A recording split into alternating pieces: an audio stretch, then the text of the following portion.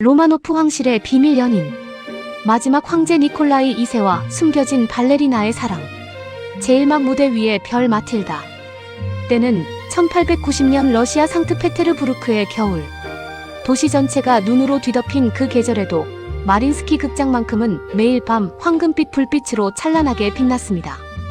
차르 황제의 권위를 상징하듯 웅장한 푸른 외벽과 크리스탈 샹들리에로 가득한 이 극장은 당시 유럽 전체를 통틀어 가장 아름다운 오페라 하우스 중 하나였습니다. 그 무대 위에 한 소녀가 있었습니다. 이름은 마틸다 크셰신스카야 메실드 KSCHESSINSKA. 폴란드계 러시아인으로 아버지도 언니도 모두 황실 발레단의 무용수였습니다.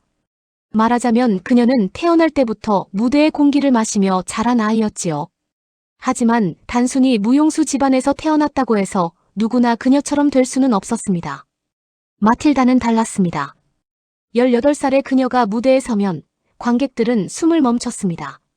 작은 체구에서 뿜어져 나오는 에너지는 극장 전체를 장악했고 발끝 하나, 손목 하나 꺾이는 각도마다 시가 담겨 있었습니다. 동료들 사이에서도 그녀는 독보적이었습니다. 연습실에서는 누구보다 일찍 나타나 마지막까지 남았고 스승이 지적하는 것을 단 한마디도 허투루 듣지 않았습니다. 황실 발레학교를 졸업하던 해 그녀에게 특별한 영예가 주어졌습니다. 졸업 공연 축하 연회에서 당시 러시아 황제 알렉산드르 3세 폐하가 직접 마틸다의 옆자리에 앉도록 명했습니다. 황제는 그녀를 바라보며 이렇게 말했다고 전해집니다. 그대가 우리 황실 발레의 영광이 되어주시오. 그리고 그날 연회에는 황제의 곁에 22살의 황태자도 함께 있었습니다. 그의 이름은 니콜라이 알렉산드로비치. 훗날 러시아의 마지막 황제 니콜라이 2세가 될 젊은이였습니다. 두 사람의 시선이 처음 마주친 것은 바로 그 저녁이었습니다. 제2막 황태자 니콜라이. 황태자 니콜라이는 어떤 사람이었을까요? 역사는 그를 종종 부드러운 사람, 결단력이 약한 황제로 기록합니다. 하지만 1890년에 그는 아직 황제가 아니었습니다.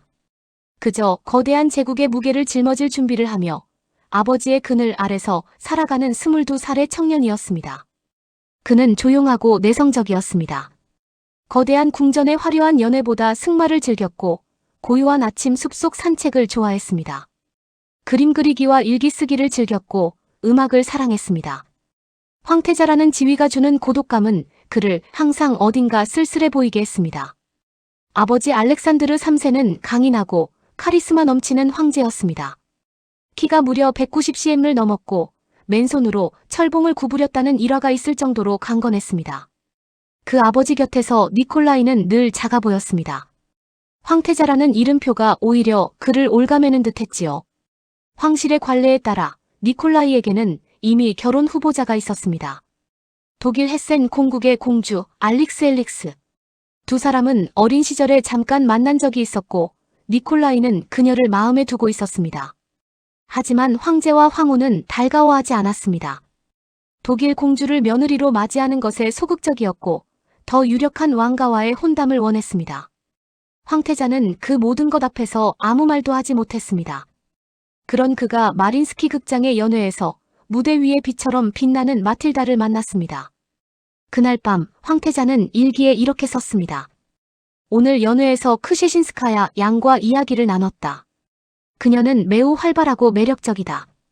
러시아 황실 문서로 남은 이 짧은 일기 한 줄에 이후 수년간의 이야기가 모두 압축되어 있었습니다. 제3막 황실 발레단과 그 세계. 여기서 잠깐 두 사람의 만남을 이해하기 위해 당시 러시아 황실 발레단의 세계를 들여다볼 필요가 있습니다. 황실 발레단은 단순한 예술단체가 아니었습니다. 그것은 황제의 권위와 러시아 문명의 수준을 유럽에 과시하는 국가적 기관이었습니다. 발레리나들은 황실의 보호 아래에 있었고 황족 남성들이 발레리나에게 관심을 갖는 것은 당시로서는 공공연한 문화적 관습이었습니다. 놀랍게도 이것은 비밀도 아니었습니다. 황족 남성이 마음에 드는 발레리나에게 꽃다발을 보내고 연회에서 함께 앉고 선물을 주고 교제를 나누는 것은 상트페테르부르크 상류사회에서 너무나도 흔한 일이었습니다. 발레리나의 입장에서도 황족의 후원자를 갖는다는 것은 예술적 지위를 보장받는 일이기도 했습니다. 하지만 물론 그것이 진짜 사랑으로 이어지는 경우는 달랐습니다. 황실의 안무 책임자 푸티파 마리어스 페티퍼는 마틸다를 총애했습니다. 그 시대 러시아 발레의 전설인 그는 마틸다에게 주요 역할을 아낌없이 맡겼습니다. 마틸다는 당시 러시아에서 유일하게 32회 연속 풀턴F OUTT를 완성할 수 있는 발레리나였습니다. 이것은 당시 유럽 전체에서도 전설적인 기술이었습니다. 그녀는 단지 예쁜 발레리나가 아니었습니다. 철저한 훈련과 강철 같은 의지로 쌓아 올린 진정한 예술가였습니다. 바로 그런 그녀에게 황태자의 눈길이 머물기 시작했습니다. 제3막 시작된 만남. 1892년 니콜라이 황태자와 마틸다의 관계는 달라지기 시작했습니다. 황태자는 마린스키 극장을 자주 찾았습니다. 공식적으로는 황실 문화행사에 참석하는 것이었지만 무대 뒤 분장실을 찾아가 마틸다와 이야기를 나누는 시간이 점점 길어졌습니다. 두 사람은 편지를 주고받기 시작했고 황태자의 일기에는 마틸다의 이름이 점점 더 자주 등장했습니다. 마틸다도 그를 사랑하게 되었습니다. 그녀는 훗날 자신의 회고록에서 이렇게 고백했습니다. 나는 그가 황태자여서 그를 사랑한 것이 아니었다. 그 사람 자체가, 그 조용하고 진실한 눈빛이, 그 부드러운 목소리가 나를 사로잡았다. 황태자는 상트페테르부르크 외곽에 마틸다를 위한 조그만 저택을 마련해 주었습니다. 두 사람은 그곳에서 만났습니다. 황실 경호원들의 눈을 피해 삶의 무게를 잠시 내려놓고 그냥 한 남자와 한 여자로서 니콜라이에게 그 시간은 어쩌면 그의 삶에서 가장 자유로운 순간이었을 것입니다. 황태자라는 이름도, 로마노프 왕가의 의무도, 아버지의 시선도 없는 곳. 그저 마틸다의 웃음소리가 채워주는 공간. 마틸다는 자신이 놓인 위치를 잘 알고 있었습니다. 그녀는 꿈꾸는 소녀가 아니었습니다. 황태자가 언젠가는 다른 여인과 결혼해야 한다는 것, 자신은 그의 아내가 될 수 없다는 것을 머리로는 알고 있었습니다. 그러나 마음은 달랐습니다. 그녀는 그 사랑을 붙들었습니다. 아주 세게. 제5막 두 사람의 시간. 두 사람의 교제가 깊어진 1892년부터 1894년까지 상트페테르부르크에는 그 어느 때보다 화려한 문화의 꽃이 피어났습니다. 마린스키 극장에서는 차이콥스키의 발레 작품들이 연달아 초연되었습니다. 잠자는 숲속의 미녀, 백조의 호수.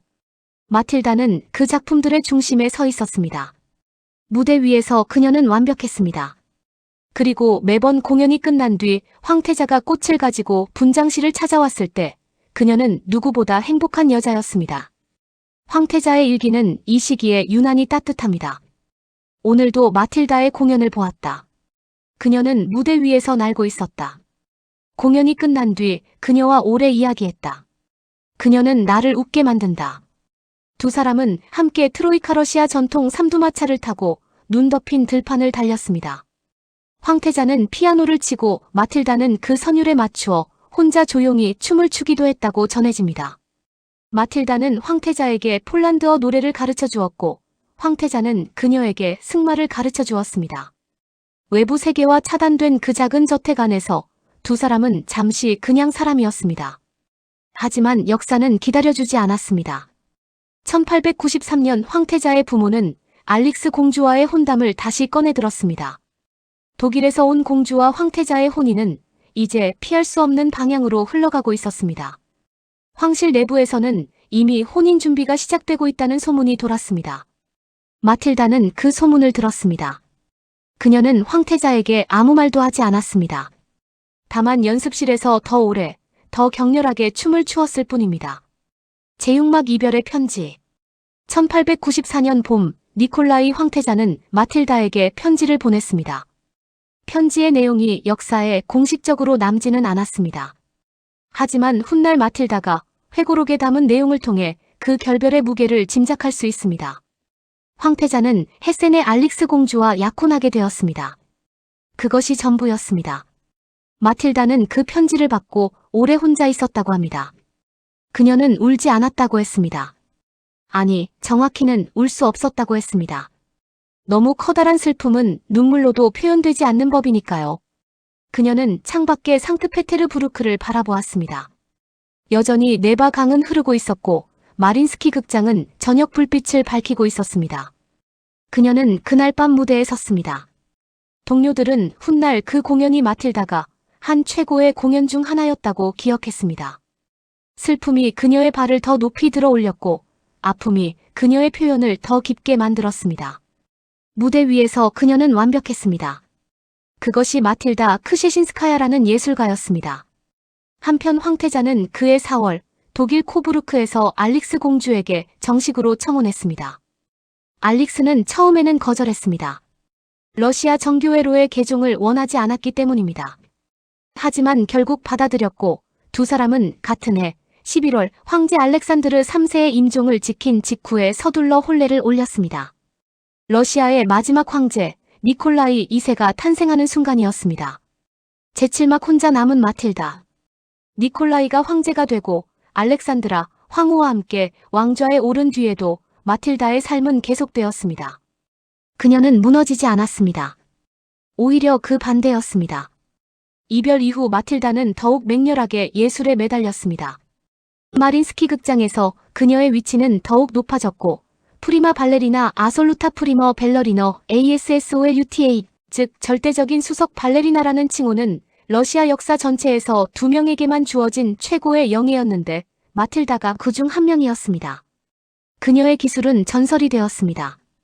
앞서 이야기한 32회 연속 풀턴. 러시아 발레 역사에서 그 기술을 공식 무대에서 완성한 첫 번째 발레리나가 바로 마틸다였습니다. 이 기록은 유럽 발레계 전체를 놀라게 했습니다. 하지만 인간으로서의 마틸다는 어땠을까요? 그녀는 사랑을 완전히 포기하지 않았습니다. 니콜라이와 헤어진 뒤 마틸다의 곁에는 또 다른 로마노프 가문의 남자들이 있었습니다.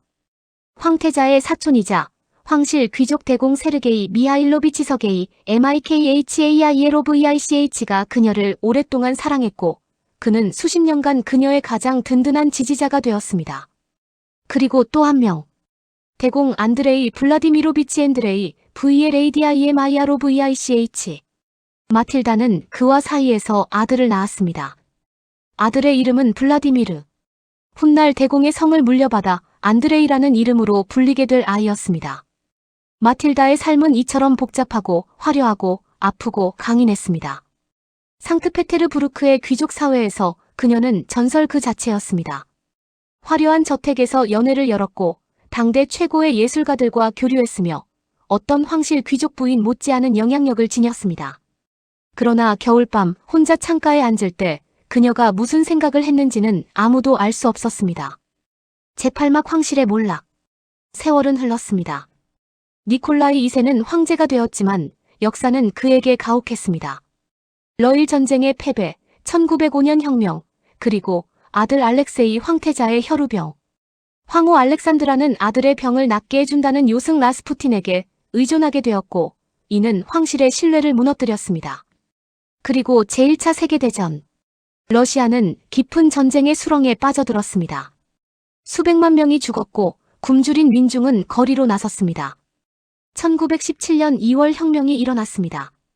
니콜라이 2세는 퇴위를 강요받았습니다. 황제, 황후, 5 아이들은 볼셰비키에 의해 우랄 산맥의 예카테린부르크로 압송되었습니다. 그리고 1918년 7월 17일 새벽 그들은 지하실에서 총살당했습니다. 로마노프 왕조 300년의 역사가 그렇게 끝났습니다. 마틸다는 그 소식을 어디서 들었을까요? 그 무렵 그녀는 혁명을 피해 이미 상트페테르부르크를 떠나 있었습니다. 대공 안드레이와 함께 남쪽으로 그리고 결국 프랑스로 망명길에 올랐습니다. 혁명 세력은 그녀의 화려한 상트페테르부르크 저택을 압수했습니다. 그 저택은 훗날 볼셰비키 혁명의 지도자 레닌이 연설 장소로 사용하면서 역사에 이름을 남기게 됩니다. 니콜라이의 죽음을 들었을 때 마틸다가 무슨 말을 했는지는 기록에 남아있지 않습니다. 그녀는 그저 침묵했다고 합니다. 오래도록. 제구막 파리에서의 새로운 삶. 프랑스 파리. 20세기 초 이 도시는 러시아 망명 귀족들로 가득했습니다. 혁명을 피해 도망쳐온 황실 가족들, 귀족들, 예술가들이 몽마르트르와 센 강변의 러시아 망명 사회를 이루었습니다. 마틸다도 그 속에 있었습니다. 1921년 그녀는 대공 안드레이와 정식으로 결혼했습니다.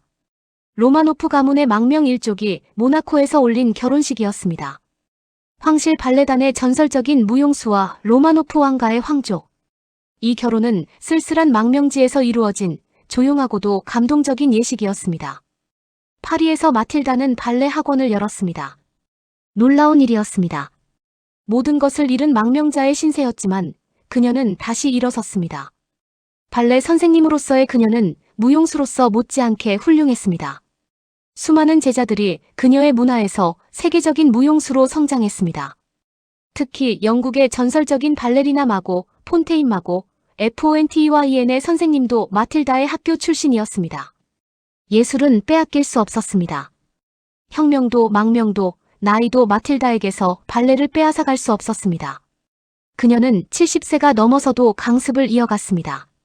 지팡이를 짚고서도 발의 각도를 바로잡아 주었고 자신이 직접 시범을 보이기도 했습니다. 제자들은 그녀 앞에서 감히 불성실할 수 없었습니다. 그렇게 파리에서 그녀는 또 하나의 전설이 되었습니다. 제10막 마틸다의 마지막 편지. 마틸다 크시신스카야는 1971년 향년 99세로 파리에서 세상을 떠났습니다. 거의 한 세기를 살았습니다. 그 긴 삶의 끝에 그녀는 회고록을 남겼습니다. 나의 이야기 수버니즈 디라 KSCHESSINSKA 황실 발레단의 추억 니콜라이 황태자와의 사랑, 혁명과 망명, 파리에서의 새로운 살. 그 모든 것이 담긴 책이었습니다.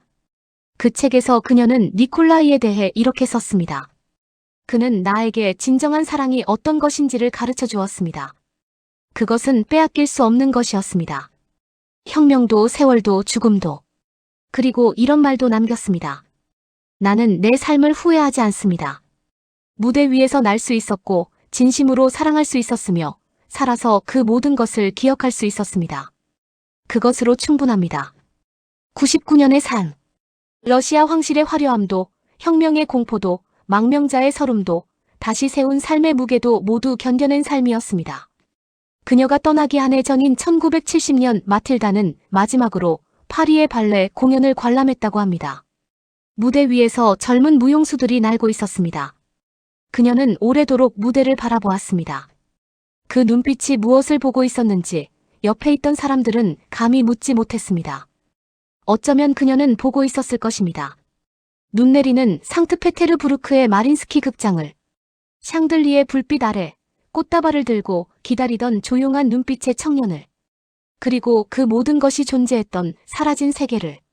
사랑은 그렇게 오래 삽니다.